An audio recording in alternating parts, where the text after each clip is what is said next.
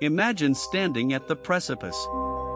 The world knows your name, your genius. Then, a whisper turns into a roar, you have mere months left to live. This was the stark reality facing Dr. Charles Drew, a man whose brilliance was just beginning to reshape medicine. He was a titan in the making, a physician whose intellect promised to redefine the very boundaries of life and death through his pioneering work, a life dedicated to the pulse of human survival. Born in 1904, Drew's early life in Washington, D.C. was marked by intellectual curiosity and athletic prowess. He excelled in academics and sports, foreshadowing a life of extraordinary achievement against a backdrop of pervasive racial segregation. Even as a child, his drive was evident, a burning desire to excel and to contribute, pushing him to master subjects and dominate fields where he was often the only black face, a testament to an innate will to overcome. His path to medicine was not easy. Segregation barred him from many institutions, yet his sharp mind and unyielding spirit propelled him forward. He earned scholarships, shattering barriers at Amherst College and later at McGill University's medical school in Canada. Each academic hurdle overcome was a victory not just for himself, but for all those who dreamed of reaching such heights, a silent revolution in academic pursuit. At McGill, he studied under visionary surgeons, absorbing knowledge like a sponge, laying the groundwork for his future innovations. But the real world, and the real fight, was waiting. The looming shadow of war, and the urgent need to save lives, would soon call upon his unique talents. He understood that the complex lessons learned in Montreal were destined for a larger stage, a crucible of global conflict. Drew's doctoral research at Columbia University was truly revolutionary. He tackled a seemingly insurmountable problem: how to store blood plasma for extended periods, a critical bottleneck in medical care. The answer lay in understanding its properties, its very essence, a complex puzzle involving the meticulous separation and precise preservation of this vital fluid component. He discovered that plasma, the liquid component of blood, could be separated, dried, and then perfectly reconstituted. This was a monumental breakthrough, a paradigm shift. It meant blood could be transported, stored, and transfused far more effectively, even across vast distances, overcoming the limitations of perishability and logistics. The world was on the brink of war, and the need for efficient blood transfusions for wounded soldiers became paramount. Drew's research offered a lifeline, a scientific solution to an urgent human crisis. He was tasked with developing America's first large-scale blood bank, a responsibility of immense weight and consequence, a race against time and destruction. He established Blood for Britain, a monumental effort to supply plasma to the United Kingdom as it endured the Blitz. His methods were efficient, his organization impeccable.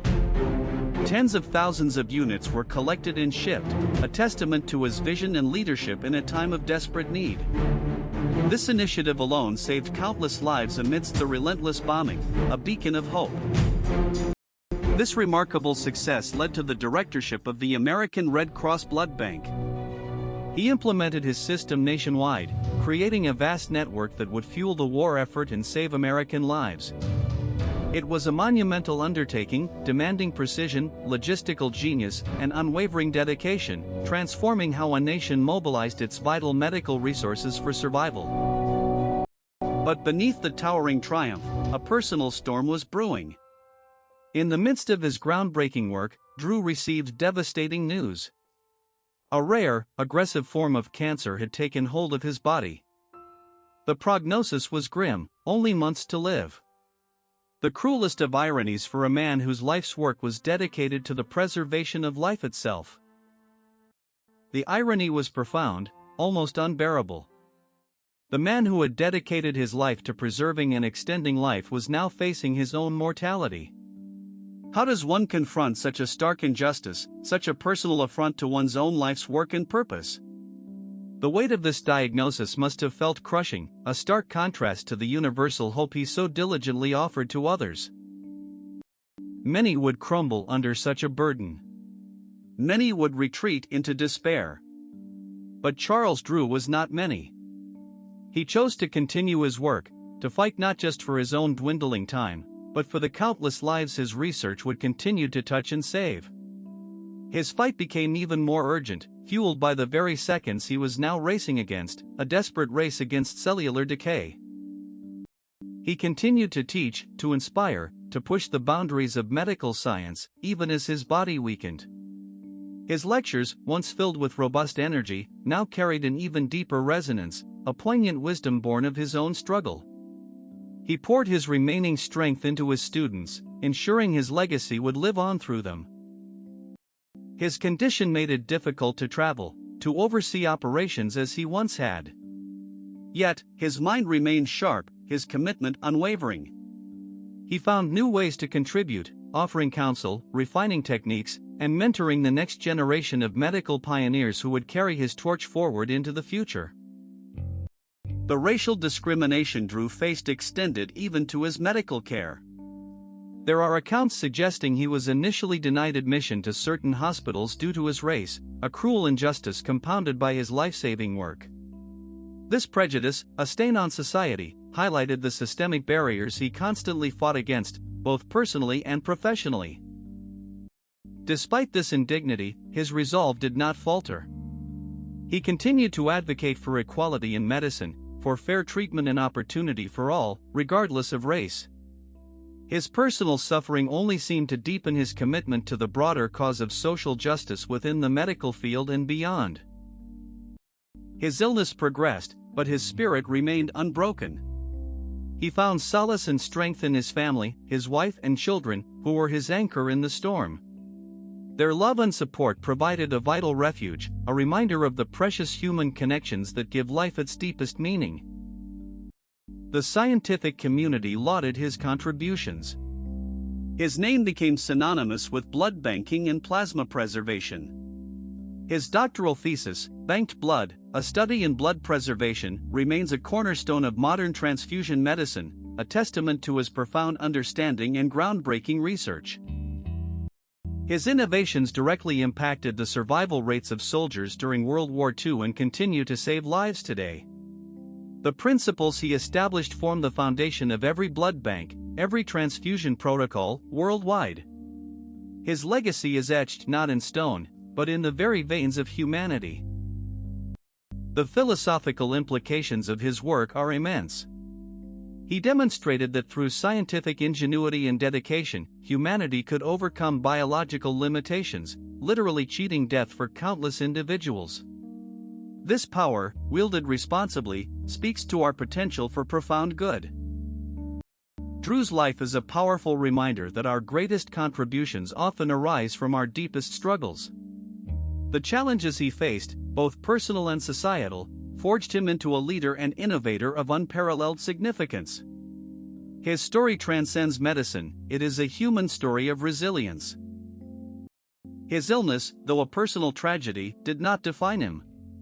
Instead, it illuminated his extraordinary character, his unwavering commitment to his work and his principles. He refused to be defined by his diagnosis, choosing instead to live fully and contribute until his very last breath. The constant battle against his cancer took its toll. The physical pain, the exhaustion, must have been immense. Yet, he continued to engage with the world, to lead, to inspire, demonstrating an astonishing capacity for perseverance in the face of unimaginable suffering. He approached his final days with a quiet dignity. He accepted his fate, not with resignation, but with a profound understanding of the life he had lived and the impact he had made. His focus remained on the future, on the continuation of the work he had started, a truly selfless perspective. On April 1, 1950, Dr. Charles Drew died at the age of 45. The world lost a brilliant mind, a compassionate healer, and a tireless advocate for justice. But his work, his legacy, his impact on saving lives, would echo through generations, an enduring testament to his extraordinary life and spirit. His death was a profound loss, yet it could not erase his contributions. The blood banks he established, the techniques he pioneered, continued to function, to save, to heal. His scientific innovations became an indelible part of modern medicine, a gift to humanity that keeps on giving. The principles of blood storage and transfusion that Drew championed are now so ingrained in medical practice that they are often taken for granted. Yet, without his singular vision and relentless dedication, the current standards of emergency care and surgical practice would be vastly different, less effective, and far more perilous. His story challenges us to consider the nature of legacy. Is it measured in years lived, or in the impact left behind? Drew, though his life was tragically short, left an immeasurable legacy that continues to benefit millions, a profound example of how one life can profoundly change the world. He faced down prejudice, a devastating illness, and the ticking clock of mortality. Yet, he never surrendered his purpose.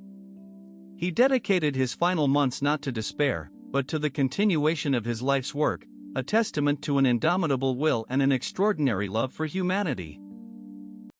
His groundbreaking research into plasma separation and preservation, a process now understood through complex biochemistry and fluid dynamics, revolutionized emergency medicine. Before Drew, transfusions were limited by the immediate availability and fragility of whole blood. After him, life-saving treatments could be prepared and stored, extending the reach of medical aid dramatically. The sheer scale of his undertaking, establishing the first large-scale blood banks, required not just scientific acumen but also immense organizational skill and leadership. He had to overcome logistical hurdles, public skepticism, and the inherent dangers of war to successfully implement his vision, a feat of logistical mastery. The scientific principles underpinning Drew's work involved understanding the colloidal osmotic pressure of plasma, its protein content, and how these elements could be stabilized and later restored. This required meticulous experimentation and understanding of thermodynamics and solution chemistry, pushing the boundaries of applied medical science at the time. His personal battle with cancer, a disease that claims so many lives and continues to challenge medical science, became a silent, poignant backdrop to his professional triumphs. It served as a constant, urgent reminder of the fragility of life and the critical importance of the very work he was doing. Despite the physical toll, Drew refused to cease his intellectual contributions.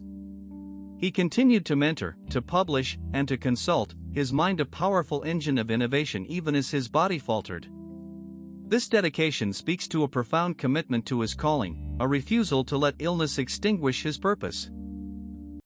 His legacy is not just in the blood banks or the medical journals, but in the very fabric of modern emergency response.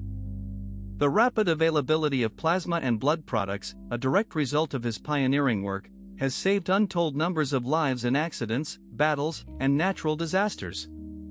His impact is woven into the fabric of survival.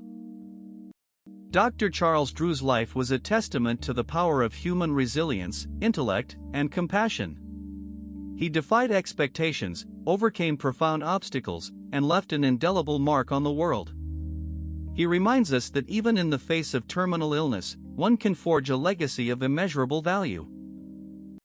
His story is a powerful call to action, to recognize the potential within each of us, to fight for justice and equality, and to dedicate ourselves to the betterment of humanity. It is a narrative of hope, resilience, and the enduring power of the human spirit to overcome even the most insurmountable odds. It took months of digging through archives, cross-referencing obscure medical records, and piecing together fragments of his life to tell this story. If it moved you, a like and a subscribe are what allow this work to continue. Don't scroll past. A like and subscribe are how you say that spending months uncovering the truth behind one doctor's fight against time and illness matters. So the next story can be found, too.